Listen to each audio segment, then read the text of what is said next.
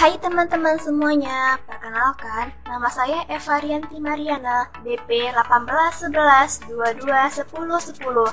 Saya mahasiswa dari Ilmu Gizi Universitas Andalas. Di sini saya akan membahas tentang vitamin E. Vitamin E atau alfa-tokoferol adalah suatu antioksidan yang melindungi sel-sel tubuh terhadap kerusakan oleh senyawa kimia reaktif yang dikenal sebagai radikal bebas. Vitamin E murni tidak berbau dan tidak berwarna, sedangkan vitamin E sintetik yang dijual secara komersial biasanya berwarna kuning muda hingga kecoklatan. Sifat-sifat vitamin E. Yang pertama, tokoferol tidak larut dalam air, tetapi larut dalam pelarut lemak seperti minyak, alkohol, aseton, ester, dan sebagainya. Karena tidak larut dalam air, vitamin E dalam tubuh hanya dapat dicerna dengan bantuan empedu hati sebagai pengemulsi minyak saat melalui duodenum. Yang kedua, vitamin E stabil pada pemanasan, namun akan rusak bila pemanasan terlalu tinggi. Yang ketiga, vitamin E bersifat basa jika tidak ada oksigen dan tidak terpengaruh oleh asam pada suhu 100 derajat Celcius. Yang keempat, bila terkena oksigen di udara, akan teroksidasi secara perlahan-lahan. Sedangkan, bila terkena cahaya, warnanya akan menjadi gelap secara bertahap. Yang kelima, vitamin E rusak bila bersentuhan dengan minyak tengik, timah, dan besi.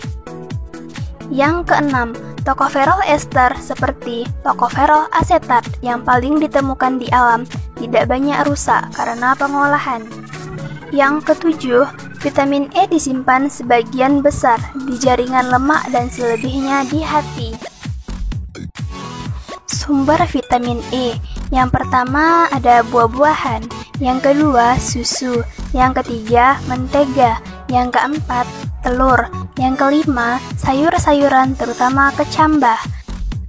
Yang keenam, vitamin E juga lebih banyak terdapat pada makanan segar yang belum diolah, jenis sayuran yang memiliki banyak kandungan vitamin E. Ada minyak biji gandum, minyak kedelai, minyak jagung, selada, kacang-kacangan, dan ubi jalar. Fungsi vitamin E. Yang pertama itu untuk menjaga kesehatan kulit. Yang kedua, meningkatkan daya tahan tubuh. Yang ketiga, mengatasi stres. Yang keempat, meningkatkan kesuburan. Yang kelima, minimalkan risiko kanker dan penyakit jantung koroner. Yang keenam, menjaga meningkatkan elastisitas dan kelembapan kulit, mencegah proses penuaan dini, melindungi kulit dari kerusakan akibat radiasi sinar ultraviolet, dan yang ketujuh, serta mencapai penyembuhan luka. Kelebihan vitamin E. Pada umumnya, vitamin E dianggap sebagai bahan yang cukup aman. Dalam beberapa kasus, kelebihan vitamin E menimbulkan gangguan pada kinerja sistem imun terhadap infeksi. Gejala yang akan dirasakan adalah sakit kepala, lemah, dan selalu lelah, serta pusing yang disertai gangguan penglihatan. Untuk itu, jumlah vitamin E dalam tubuh harus berada dalam batasan yang ketat. Kekurangan vitamin E. Yang pertama, sel darah merah terbelah. Yang kedua, perubahan degeneratif pada sistem saraf dan otot. Yang ketiga, kelemahan dan kesulitan berjalan.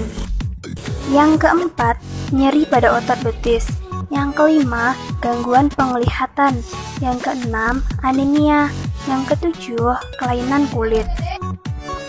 Namun kekurangan vitamin E sangat jarang terjadi karena vitamin E banyak terdapat dalam makanan, terutama dalam minyak sayur.